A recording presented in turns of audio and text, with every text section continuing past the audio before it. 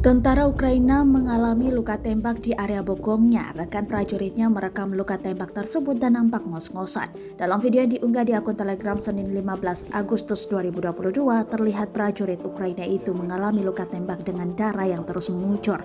Namun, mereka terus bertahan bahkan waspada saat serangan artileri pasukan Rusia akan menyerang. В конце еще 120-я, где-то штук 20, там имеется панова. Так что снова больничка. Всем привет.